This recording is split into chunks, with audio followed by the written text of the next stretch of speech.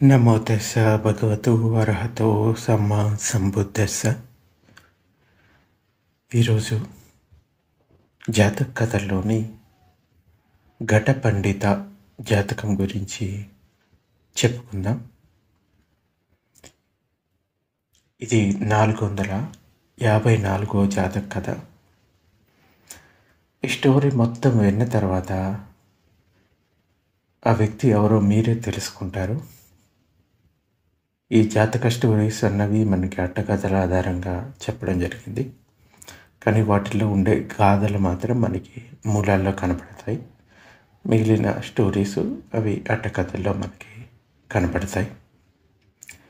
ఇది మీకు చాలా సిమిలర్గా ఉన్న స్టోరీ. విన్న తర్వాత మీకే అర్థమవుతుంది ఇది ఏం స్టోరీ అన్నది. ఇది భగవానుడు జేతవనంలో ఉన్నప్పుడు పుత్రశోకంలో ఉన్న ఒక కుటుంబీకుని గురించి చెప్పిన స్టోరీ. శ్రావస్తి నగరంలో ఒక బుద్ధ సేవక గృహస్థుడు, అంటే బుద్ధుని ఉపాసకుడు, అతని కుమారుడు చనిపోయాడు. అతను పుత్రశోకంలో మునిగిపోయాడు. అన్నపానాలు, స్నానం చేయడం అన్నీ మానేశాడు. ఇంకా ఇతర పనులన్నిటిని విడిచిపెట్టాడు. భగవానుడి ప్రవచనాలు వినడానికి కూడా మానేశాడు రావడం. నిరంతరం నా బిడ్డ నన్ను వదిలి వెళ్ళిపోయాడు, నాకంటే ముందే వెళ్ళిపోయాడు అంటూ ఏడుస్తూనే ఉంటున్నాడు.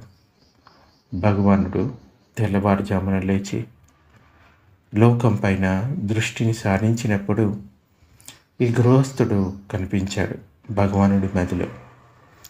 ఇతను తొందరగానే శ్రోతాపత్తి ఫలాన్ని పొందగలడు అని తెలుసుకున్నాడు. మరుసటి రోజున భిక్షు సంఘానికి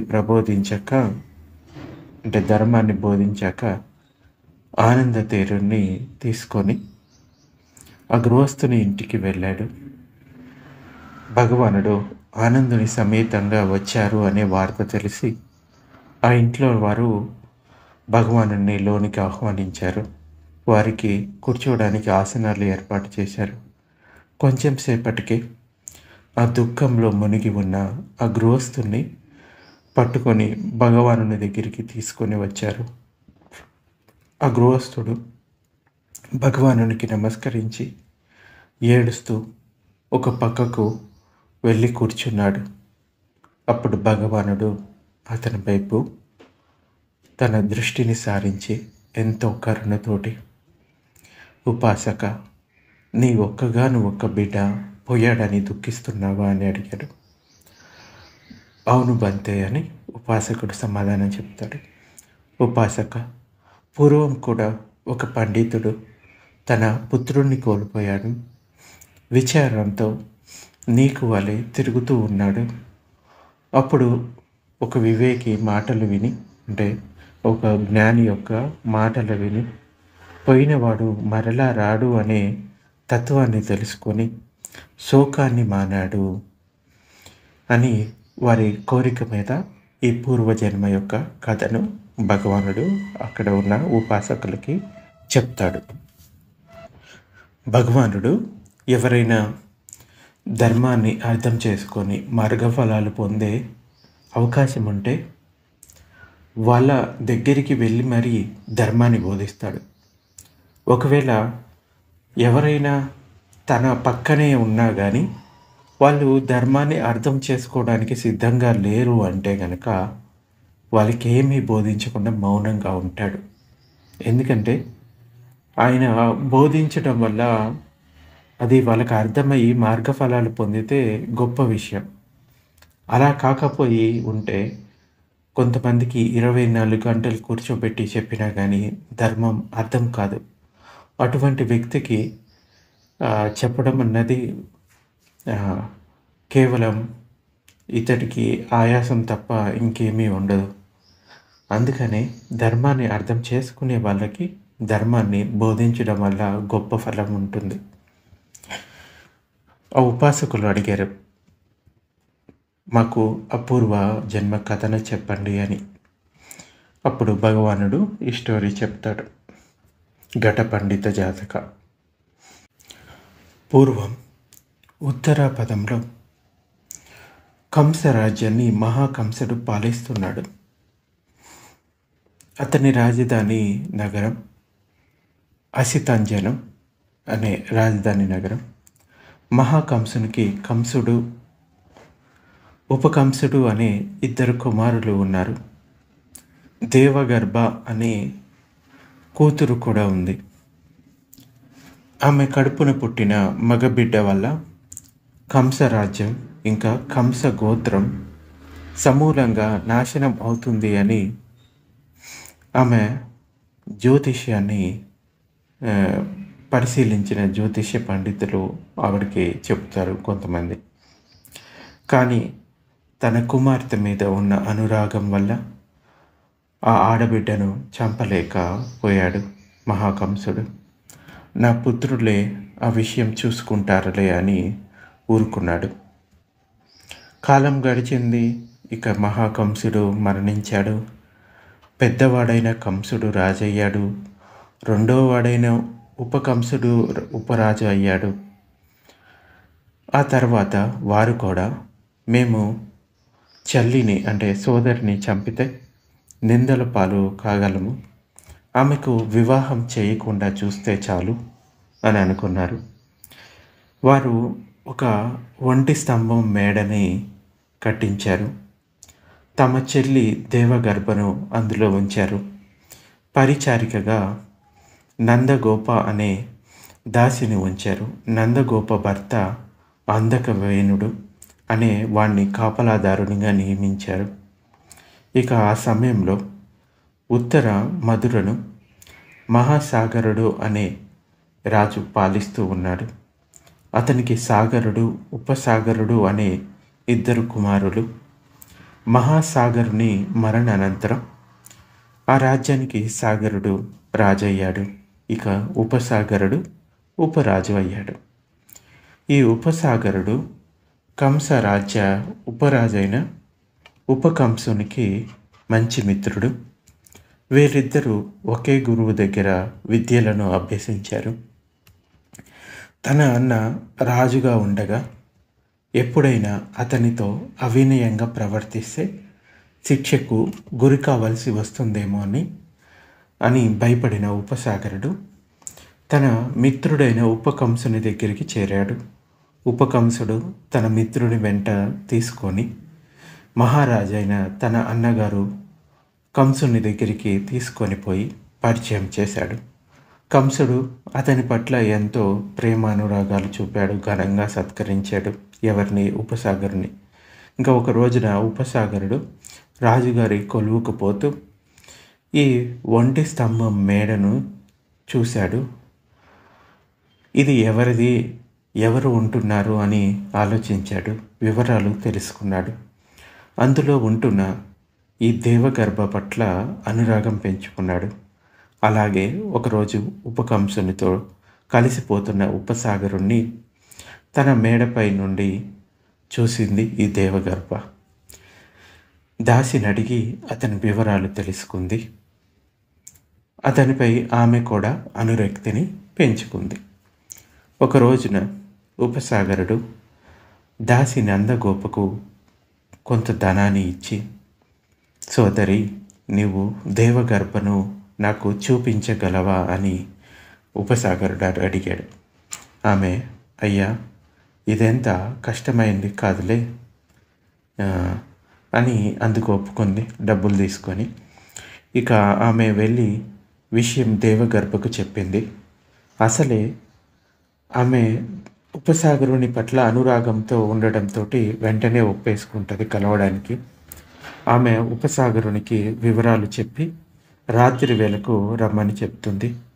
అతను వచ్చాక తన మేడ మీదకి తీసుకొని పోయింది. అలా ఉపసాగరుడు తరచూ ఆమెతో కలిసి ఉండటం వల్ల దేవగర్భకు గర్భం వచ్చింది. కొన్నాళ్ళకు ఈ విషయం బయటపడింది. కంస సోదరులకు తెలిసింది. దాసిని పిలిచి అడిగారు, ఆమె వారిని తన ప్రాణాలు శరణు వేడి వారు శరణు ఇచ్చాక అసలు విషయం చెప్పింది. వారు చెల్లి మీద ప్రేమతో ఆమెను చంపలేదు. ఎందుకంటే మీకు ఆడబిడ్డ పుట్టినచో ఆ బిడ్డను చంపము, మగబిడ్డ పుట్టితే చంపి తీరుతాము అని చెప్పి దేవగర్భకు ఉపసాగరునికి పెళ్లి చేశారు. నెలలు నిండాక దేవగర్భ ఆడ శిశువుకి జన్మనిచ్చింది. దానితో ఆ అన్నలిద్దరూ సంతోషపడ్డారు. ఎవరు? కంసుడు ఇంకా ఉపకంసుడు. ఆ పుట్టిన బిడ్డకు అంజనాదేవి అని పేరు పెట్టారు. ఆ తల్లి బిడ్డల్ని ఉపసాగరుణ్ణి గోవర్ధనం అనే గ్రామానికి పంపారు. వారు అక్కడ నివసిస్తూ ఉన్నారు. ఆ తర్వాత దేవగర్భ మరలా గర్భవతి అయింది. ఆమె దాసి అయిన నందగోప కూడా గర్భాన్ని దాల్చింది. నెలలు నిండాయి. ఆ ఇద్దరు ఒకే రోజున ప్రసవించారు. ఈసారి దేవగర్భకు మగపిల్లాడు పుట్టాడు. నందగోపకు ఆడపిల్ల పుట్టింది. తనకు మగబిడ్డ కలిగితే ఆ బిడ్డకు మరణం తప్పదు అని భయపడిన దేవగర్భ తన మగ శిశువుని దాసి నందగోపకు అంటే ఆమె దగ్గరికి పంపి నందగోపకు పుట్టిన ఆడ శిశువుని తన దగ్గరకు తెచ్చుకుంది. ఈలోగా తమ చెల్లెలు ప్రసవించిందనే విషయం కంస సోదరులకు తెలిసింది. వారు ఆడ శిశువా మగ శిశువా అని తెలుసుకున్నారు. ఆడ శిశువే అని తెలుసుకొని సరే ఆ బిడ్డను జాగ్రత్తగా పోషించండి అని వాళ్ళకి అనుజ్ఞ ఇచ్చాడు. ఇలా దేవగర్భ 10 మంది మగబిడ్డలకు, నందగోప 10 మంది ఆడ శిశువులకు జన్మనిచ్చారు. నందగోపకు పుట్టిన ఆడపిల్లలందరూ దేవగర్భకు పుట్టిన మగపిల్లలందరూ నందగోప దగ్గర పెరగసాగారు. ఈ విషయం ఇతరులెవ్వరికీ తెలియదు. దేవగర్భ పెద్ద పిల్లవాడికి పేరు పెడుతుంది.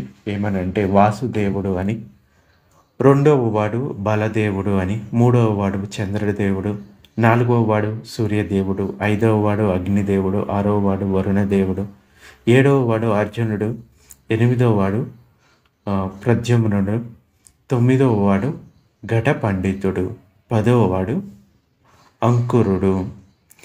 వీరందరికీ అందక వేణుదాసపుత్రులు అనే పేరు వచ్చింది. అంటే ఈ నందగోప ఎవరైతే ఉన్నారో అతని భర్త అందకుడు కాబట్టి.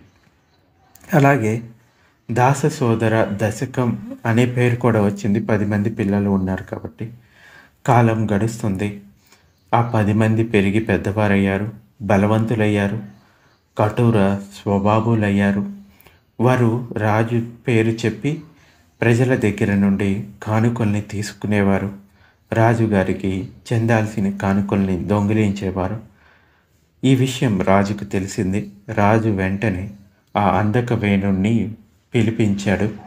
విషయం చెప్పి, నీ కుమారులతో నీవే దోపిడీ చేయిస్తున్నావా అని అతన్ని మందలించాడు. మొదటి తప్పిదంగా వదిలేశాడు.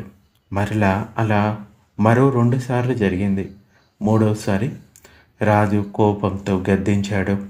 దానితో భయపడిన దాసుడైన అందకవేణుడు, దేవా, వారు నా బిడ్డలు కారు, ఉపసాగరుని కుమారులు, మీ సోదరి దేవగర్భ బిడ్డలు అని దాచిన విషయాన్నంతా చెప్పాడు.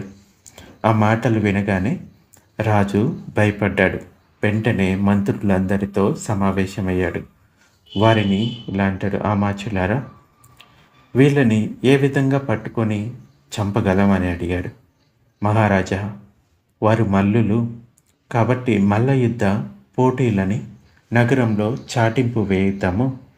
వారు క్రీడా స్థలానికి రాగానే పట్టి బంధించి సంహరిద్దామని మంత్రులు చెప్తారు.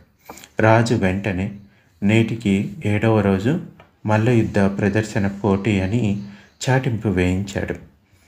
ఆ రాజ్యంలో ఉన్న మహామల్లులు అయిన చానురుడు, ముష్టికుడు అనే వీరమల్లుల్ని పిలిపించుకున్నాడు. రాజద్వారం దగ్గర మల్ల మండపాన్ని నిర్మించారు. అక్కడే పోటీ స్థలాన్ని సిద్ధం చేశారు. మంటపాన్ని రంగురంగులతో అలంకరించారు. జెండాలు ఎగరవేశారు. నగరమంతా మహా కోలాహలంగా, ఉత్సాహంగా తయారైంది. మల్ల పోటీలు చూడడానికి వీలుగా ఎత్తైన మంచాలు కట్టించారు. ఇక చాణురుడు, ముష్టికుడు ఆ మండపాల దగ్గరికి వచ్చారు. ఉత్సాహంతో ఉరుకలు వేస్తూ, గర్జిస్తూ, దూకుతూ, తొడలు చరుస్తూ నిలబడ్డారు. ఇక ఆ 10 మంది సోదరులు పోటీల కోసం నగరంలో ప్రవేశించారు. దారిలో కనిపించిన చాకలి వద్ద బలవంతంగా అందమైన వస్త్రాలు లాక్కొని ధరించారు. ఒక దుకాణం మీద పడి అక్కడున్న సుగంధ ద్రవ్యాలను చల్లుకున్నారు. మరో అంగడి నుండి పూలమాలల్ని గుంజుకొని ధరించారు. చెవుల్లో తలపై పూలు పెట్టుకొని గర్జిస్తూ ఉత్సాహంగా ఈ మల్ల మంటపంలోకి వచ్చేశారు. అలా వారు వచ్చే సమయానికి చాణురుడు జబ్బలు చరుస్తూ వీరవిహారం చేస్తూ కనిపించాడు. ఇక బలదేవుడు వాడిని చూసి, వీణ్ణి నేను చేతులతో తాకకుండానే చంపేస్తాను అంటూ ఆ పక్కనే ఉన్న అస్థిశాలలో ఉన్న బలమైన తాడుని తీసుకొని దాని 2 చివర్లు పట్టుకొని ఆ చాణురుడిని మీదికి విసిరాడు. ఆ తాడుని చాణురుడు నడుముకి చుట్టి తాడుని వేగంగా పైకి లేపాడు. గిరగిరా తిప్పి దూరంగా నేలకేసి కొట్టాడు. మల్లరంగ స్థలానికి అవతల దూరంగా పడిన ఈ చాణురుడు అక్కడికక్కడే మరణించాడు. రాజు వెంటనే ముష్టికుణ్ణి పంపించాడు. ఇంకొక మల్లయోధుడు ఉన్నాడు కదా, అతన్ని. వాడు పెద్దగా అరుస్తూ, తొడలు చరుస్తూ మల్లరంగ స్థలంలోకి దూకాడు. బలదేవుడు వెంటనే వాణ్ణి పట్టుకొని ఎముకలు విరిగేలాగా కుళ్ళపొడిచాడు. దానితో వాడు భయంతో, నేను మల్లుణ్ణి కాదు అంటూ గావు కేకలు పెట్టాడు. అయినా వదలక, నీవు మల్లుడివే అంటే మల్లుడివో కావు నాకెందుకు అంటూ ఆ బలదేవుడు వాణ్ణి విరగబొడిచి పట్టుకొని నేలకేసి కొట్టాడు. వెంటనే వాణ్ణి కూడా ఆ మల్లరంగ స్థలం వెలుపలికి అంటే బయటికి విసిరివేశాడు. వాడు ప్రాణాలు విడుస్తూ, నేను యక్షుడనై వచ్చి అప్పుడు నిన్ను భక్షిస్తాను అంటూ ప్రాణాలు వదిలాడు. ప్రాణాలు వదిలే సమయంలో అలా సంకల్పించడం వల్ల ఆ చనిపోయిన వాడు ఆ తర్వాత కాలమత్తి అనే వనంలో యక్షుడై పుట్టాడు. అది చూసిన రాజు కోపంతో లేచి, ఈ దుష్ట దాసపుత్రుల్ని పట్టుకోండి అంటూ భటులకు ఆజ్ఞలనిచ్చాడు. అప్పుడు వాసుదేవుడు వెంటనే తన దగ్గర ఉన్న చక్రాన్ని విసిరాడు. వెంటనే రాజ సోదరులైన కంస, ఉపకంసుల 2 తలలు తెగబడ్డాయి. దానితో ప్రజలు భయపడ్డారు. రక్షించండి, మమ్మల్ని మీరే రక్షించండి అంటూ బలదేవ, వాసుదేవుల కాళ్ళ మీద పడ్డారు. ఆ సోదరులిద్దరూ తన మేనమామలు మరణించాక అసితంజన నగరానికి చేరి తమ తల్లిదండ్రులకి ఆ రాజ్యాన్ని అప్పగించారు. ఆ తర్వాత ఆ 10 మంది అన్నదమ్ములు జంబూ ద్వీపం అంతా జయించాలని బయలుదేరారు. ముందుగా కాలయోనిక అనే రాజ్యంలో అయోధ్య నగరాన్ని చుట్టుముట్టారు. అక్కడ వనాల్ని నాశనం చేశారు. రాజుని పట్టుకొని రాజ్యాన్ని తమ స్వాధీనం చేసుకున్నారు. ఆ తర్వాత అక్కడికి దగ్గరలో ఉన్న ద్వారవతి నగరానికి వెళ్ళారు. ఆ నగరానికి ఒక పక్క సముద్రం, మరో పక్క పర్వతాలు ఉన్నాయి. ఆ నగరం యక్షుని ఆధీనంలో ఉంది. ఆ నగరాన్ని రక్షించే యక్షుడు ఆ నగరానికి రాబోయే ప్రమాదాన్ని ముందుగానే తెలుసుకున్నాడు. వెంటనే గాడిద రూపంలోకి మారాడు. ఒండ్రు పెడతాడు. తన యక్ష ప్రభావంతో నగరం మీద నుండి పైకి లేస్తాడు. అప్పుడు అతనితో పాటు ఆ నగరం కూడా లేచి వెళ్తుంది. వాడు వెళ్ళి సముద్రంలో ఉన్న ఒక ద్వీపం మీదికి దిగుతాడు. చేసేదేమీ లేక ఆ 10 మంది శత్రువులు అక్కడి నుండి బయటికి పోగానే తాను ఆకాశ మార్గం నుండి తిరిగి నగరంలోకి దిగి దాన్ని సంరక్షణ చూస్తూ ఉన్నాడు. అలాగే ఆ సోదరులు రాగానే యక్షుడు గాడిదలాగా ఒండ్రు పెట్టాడు. లేచి సముద్రంలోని ద్వీపానికి చేరాడు. శత్రువులు పోగానే తిరిగి వచ్చేశాడు. వారు ఆ నగరంపై 2-3 సార్లు దండెత్తి వచ్చినప్పటికీ వారికి యక్షుడు చిక్కలేదు, ఆ రాజ్యము దక్కలేదు. అప్పుడు వారు అక్కడ ఉన్న కృష్ణ ద్వీపాయనుడు దగ్గరికి వెళ్ళి, బంతే, మేము ఈ ద్వారవతి రాజ్యాన్ని పట్టుకోలేకపోతున్నాము, దానికి ఏదైనా మంచి ఉపాయం తెలపండి అని వేడుకున్నాడు. ఇక్కడి కందకానికి అవతల ఒక గాడిద తిరుగుతూ ఉంటుంది. అది శత్రువులు రాగానే ఒండ్రు పెడుతుంది, వెంటనే నగరం పైకి లేచిపోతుంది. కాబట్టి మీరు దాని కాలు పట్టుకోండి, ఫలం దక్కాలంటే మీకు అదే శరణ్యం అన్నాడు. ఇక వారు ఆ తాపసికి నమస్కరించి వెళ్ళిపోయారు. ఆయన చెప్పినట్లు వెళ్ళి ఆ గాడిద కాళ్ళు పట్టుకొని, స్వామి, మీరు తప్ప మాకు వేరే ఆధారం లేదు, మేము ఈ నగరాన్ని పట్టుకోబోయే ముందు ఓండ్రు పెట్టకండి, అరవకండి అని ప్రాధాయపడ్డారు. అప్పుడు ఆ గాడిద, నేను ఒండ్రు పెట్టకుండా మౌనంగా ఉంటాను అని మాత్రం చెప్పలేను. అయితే మీరు ఒక పని చేయండి, నాకు పెద్ద పెద్ద ఇనుప నాగళ్ళు తీసుకొని రండి, నగరం 4 ద్వారాల దగ్గర 4 స్తంభాలు పాతండి, ఆ స్తంభాలకు ఈ నాగళ్ళు పట్టుకునేలా ఇనుప గొలుసులు బిగించండి. నేను ఆ నగరం పైకి లేచినప్పుడు నాతో పాటు ఈ నగరం లేచి రాకుండా ఉంటుంది అని గాడిద చెప్తుంది. వారు మంచిది అని వెళ్ళి ఆ రాత్రి అలాగే చేశారు. గాడిద లేచినప్పుడు ఆ నగరం లేవకుండా ఉంది. దానితో ఆ 10 మంది సోదరులు నగరంలోకి ప్రవేశించారు. అక్కడ ఉన్న రాజును పట్టుకొని సంహరించారు, రాజ్యాన్ని స్వాధీనపరుచుకున్నారు. ఇలా వారు జంబూ ద్వీపంలోని 36,000 నగరాల్లోని రాజులందరినీ తమ చక్ర ఆయుధంతో సంహరించారు. చివరికి ద్వారవతికి చేరి రాజ్యాన్ని పంచుకున్నారు. కానీ ఆ సమయంలో వారు తమ సోదరి అయిన అంజనాదేవి మాట మరిచారు. చివరికి 11వ భాగం కూడా వేయాలి అని వారు నిర్ణయించుకున్నాడు. అప్పుడు చివరి వాడైన అంకురుడు, నా భాగం ఆమెకు ఇస్తాను, నేను వ్యాపారం చేసుకొని జీవిస్తాను, నేను మీ రాజ్య భాగాల్లో వ్యాపారం చేసినందుకు గాను నా దగ్గర నుండి మీరు పన్ను తీసుకోకూడదు అని చివరివాడు అంటాడు. వారంతా సరే అని అన్నారు. ఆ భాగాన్ని సోదరికి ఇచ్చారు. ఆమెతో సహా వారందరూ ద్వారవతిలోనే జీవించసాగారు. ఇక అంకురుడు మాత్రం వ్యాపారం చేసుకుంటూ ఉన్నాడు. అలా వారి వంశాలు వృద్ధి అయ్యాయి. వారికి ఆడపిల్లలు మగపిల్లలు కలిగారు. కొన్నాళ్ళకి వారి తల్లిదండ్రులు మరణించారు. మరి కొన్నాళ్ళకి వాసుదేవ మహారాజు అయిన అతని ప్రియపుత్రుడు ఇష్టమైన పుత్రుడు అకాల మరణం పొందాడు. దానితో వాసుదేవుడు శోకించి మంచం పట్టాడు. అప్పుడు ఆ సోదరుల్లో 9వ వాడైన ఘట పండితుడు ఈ విషయాన్ని గ్రహించి, తనలో నా సోదరునికి కలిగిన ఈ శోకాన్ని తగ్గించాలి అంటే నేను తప్ప మరొకరు ఈ పని చేయలేరు, దీన్ని చాలా తెలివిగా ఆలోచించాలి అని ఆలోచించాడు. పిచ్చివాడిలాగా నటిస్తూ నగరమంతా నాకు కుందేలు కావాలి అంటూ ఆకాశం కేసి చూపిస్తూ తిరగసాగాడు. అది చూసిన నగర ప్రజలంతా ఈ ఘట పండితుడు పిచ్చివాడయ్యాడు అని చెప్పుకొని బాధపడసాగారు.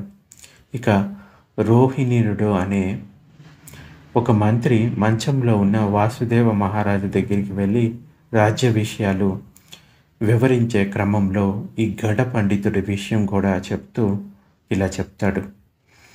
ఇటుల పడుకొని ఇచట ఎటులో ఉన్నావు కృష్ణ, లేదు లాభం ఇంకా లెండి, పిచ్చివాని వలె ప్రేరేపణలో నీ ప్రియ సోదరుడు పలుకుతూ ఉన్నాడు అని చెప్తాడు.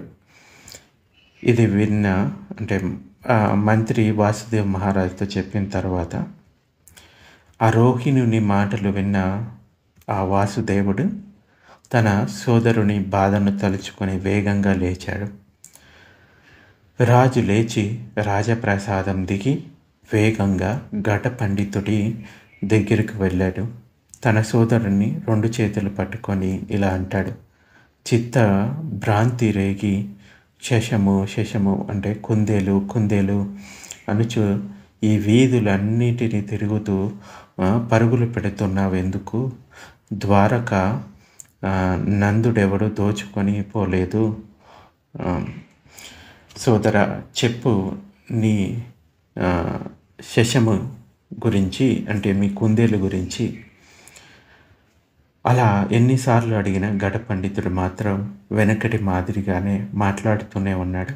అప్పుడు రాజు మరలా ఇలా చెప్తాడు: వెండి బంగారాలతోటి, మరకత మనులతోటి, శంఖ ప్రలాళంల శిలలతోటి చెలువార చేసిన చెవులు బిళ్ళ తెచ్చి కరములందు ఇచ్చిన కోరుకోము. అంటే నీకు ఏది కావాలంటే అది నేను తీసుకొని వస్తాను, నువ్వు కోరుకో అని అన్నట్లుగా చెప్తాడు. అవేమీ వద్దు, అడవుల్లో తిరిగాడు నిజమైన కుందేలు ఒడిసిపట్టి, తమ్ముడు నీకెప్పుడో తెప్పించి ఇత్తును కావాలే ఈ శశము అని కోరుకొనము అని చెప్తాడు. అంటే నీకు కావాలి అంటే నేను అడవిలో నుంచి నిజమైన కుందేలును తీసుకొని వస్తాను, నువ్వు కోరుకో అని చెప్పిన తర్వాత ఆ సోదరుడు ఘట పండితుడు ఇలా అంటాడు: సోదర, నాకేలా సువర్ణ కుందేలు, వనమున కుందేళ్ళు నాకు వద్దు వద్దు, దివి నుంచి ఇప్పుడే దింపించు వాసుదేవ, చందమామలోని కుందేలు నాకై. అంటే చిన్నప్పుడు వింటూ ఉండేవాళ్ళం కదా, చందమామలో కుందేలు ఉండేది అని. సో నాకు ఈ బంగారు కుందేలు వద్దు, మీరు అడవిలో నుంచి తీసుకొచ్చిన ఆ కుందేలు వద్దు, నాకు ఆ చందమామలో ఉండే కుందేలే కావాలి. ఆ మాటలు విన్న రాజుకి మరింత విచారం కలిగింది. నిజంగానే నా సోదరుడు పిచ్చివాడయ్యాడు అని నిశ్చయించుకొని ఇలా అంటాడు: కోరరాని కోరిక కోరడమెలా తమ్ముడు, ఆ కోరిక తీరేది ఎప్పుడు? ఇట్టి వింత కోరిక ఇసుమంత తీరక అసువు అంటే కన్నీళ్లు పెట్టుకుంటావు. ఈ ఆశ వల్ల నీ కోరిక ఎప్పటికీ తీరదు అని చెప్తాడు. ఆ మాటలు విన్న ఘట పండితుడు ఇలా అంటాడు: సోదరా, ఏమిటి ఇలా మాట్లాడుచున్నావు? చంద్రునిలోని కుందేలు లభించకపోవడం వల్లే చనిపోవాలా? ఇంత తెలిసిన వాడివి మరణించిన పుత్రుని కోసం ఎందుకింతలా శోకిస్తున్నావు అని చెప్తాడు.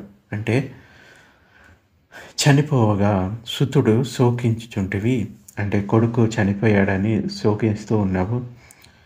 ఎన్ని ఏండ్లు గడిచిపోయాయి, ఇతరులకి ఉపదేశం ఇచ్చుచుంటివి, కానీ మరి నీవు పాటిస్తున్నావా దాన్ని? అంటే అది తిరిగి రాదు అని తెలిసినప్పుడు దాని గురించి శోకిస్తే కన్నీళ్ళు తప్ప ఏమీ ఉండవని నాతోటి చెప్పావు. మరి నీ కొడుకు చనిపోయి కూడా చాలా ఏళ్ళు అవుతుంది, అటువంటిది తిరిగి రాడని తెలిసిన నువ్వు ఎందుకు శోకిస్తూనే ఉన్నావు? నువ్వు ఏదైతే చెప్తున్నావో ముందు నువ్వు పాటిస్తున్నావా అని సోదరుడు ఘట పండితుడు అడుగుతాడు. అంటూ అతడు వీధి మధ్యలో నిలబడి, సోదరా, నేను కనిపించేదాన్నే కోరుకుంటున్నాను, అంటే చంద్రునిలో కనిపించేదాన్నే కోరుకుంటున్నాను, నువ్వు మాత్రం కనిపించని దాన్ని కోరుకుంటున్నావు అంటూ ఇలా చెప్తాడు. మనుషులకైనను అమనుషులకైనను కాలమందు రాదు కన్నబిడ్డ అనేది నియమేది. అంటే ఎవరికైతే కాలం చేసి చనిపోయారో, అది మనుషులైనా లేకపోతే అమనుషుల బిడ్డలైనా, వాళ్ళకి ప్రత్యేకమైన నియమం అంటూ లేదు. చనిపోయిన తర్వాత వాళ్ళు తిరిగి రారు.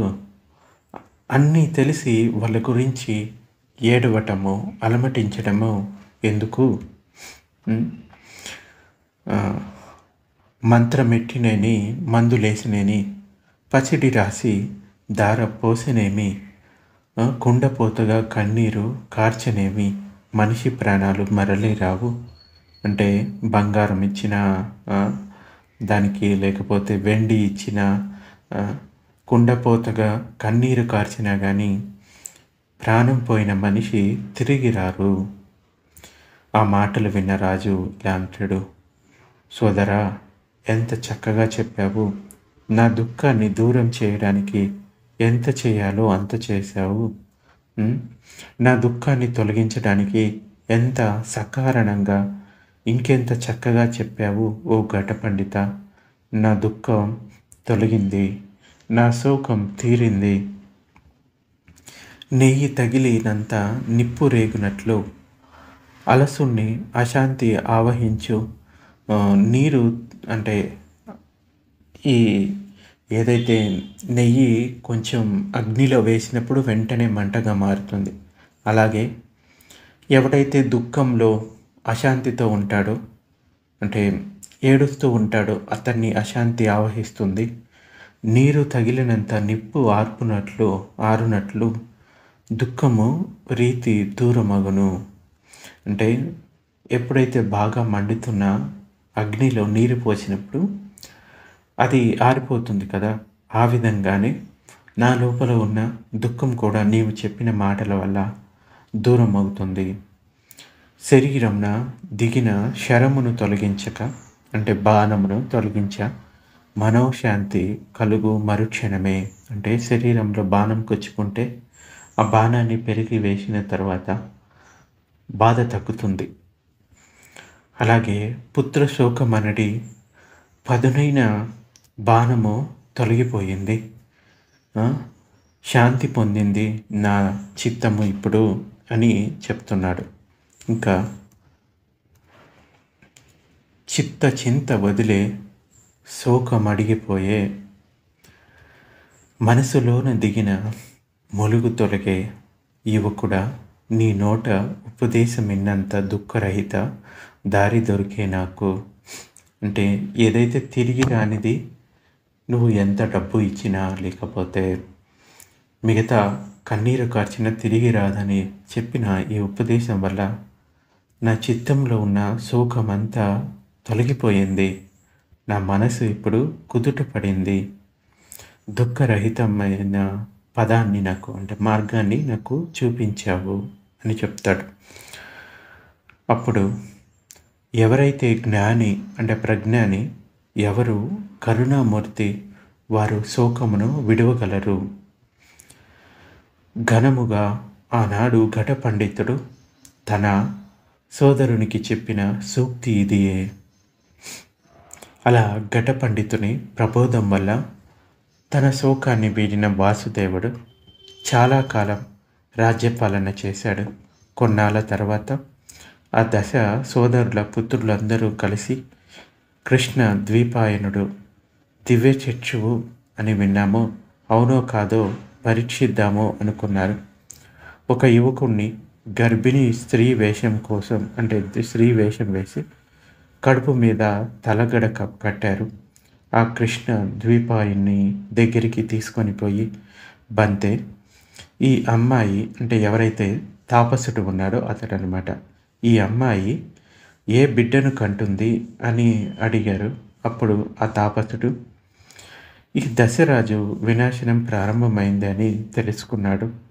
తన గురించి తాను ఈనాడే నా మరణం అని గ్రహించాడు.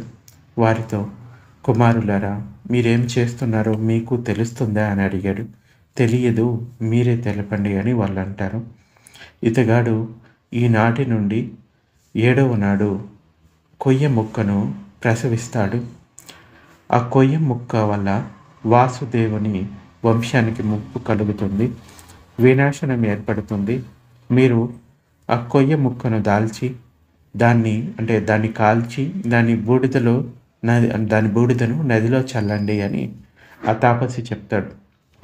ఓరి దుష్ట తాపసి, నీ ఎదుట ఎవరు ఉన్నారో కూడా చూడవా అంటూ వారు తమ వింటి నారాలతో ఆ తాపసిని, అంటే ఆ ధనస్సులు ఉంటాయి కదా, వాటితోటి గర్వంతో ఉన్నవాళ్ళు ఆ తాపసిని కొట్టి ప్రాణం తీశారు. ఈ విషయం తెలిసి వాసుదేవుడు తన కొడుకుల్ని పిలిచి ఆ తాపసిని ఎందుకు చంపారు అని అడిగాడు. విషయం తెలుసుకొని భయపడ్డారు. గర్భిణీ వేషధారి యువకునికి కట్టుదిట్టమైన కాపలా ఉంచాడు. 7వ రోజున అతని పొట్ట నుండి ఒక కొయ్య మొక్క పుట్టింది.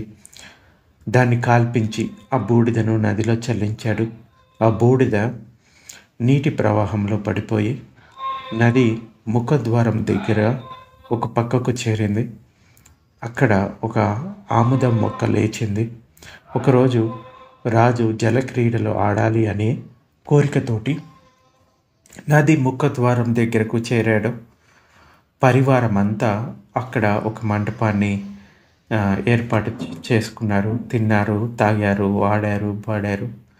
ఒకరినొకరు కాళ్ళు చేతులు పట్టుకొని రెండు జట్లుగా ఏర్పడ్డారు. ఇటు అటు జగడాలాడు గొడవలకు దిగారు. వారిలో ఒకటికి చేతిలో ఉన్న మల్లెపూలు నిలవక జారిపోవడం వల్ల ఆ పక్కనే ఉన్న ఆముదపు చెట్టును ఆకును తుంచి తెచ్చి అరచేతిలో పెట్టుకొని అందులో పూలు నింపాలి అనుకున్నాడు. కానీ ఆ ఆకు అరచేతిలోకి రాగానే రోకలిగా మారిపోయింది. వాడు దానితో మిగిలిన వారిని కొట్టసాగాడు. దానితో మిగిలిన వారు కూడా వెళ్ళి ఆముదపు ఆకుల్ని కోసుకు తెచ్చుకోగానే ఒక్కొక్క ఆకు ఒక్కొక్క రోకలి అయ్యింది. ఆ రోకలను ఒకరికొకరు కొట్టుకున్నారు. వాటితోటి అందరూ మరణించారు. వారు అలా మరణించగానే భయంతో వాసుదేవుడు, బలదేవుడు, అంజనాదేవి, పురోహితుడు రథం ఎక్కి అక్కడి నుండి పారిపోయారు. వారు చివరికి కాలమత్తి అనే వనానికి చేరుకున్నారు. ఆ వనంలో ఆ ముష్టిక మల్లుడు యక్షునిగా ఉంటున్నాడు. వాడు బలదేవుని రాక కోసం ఎదురు చూస్తూ ఉన్నాడు.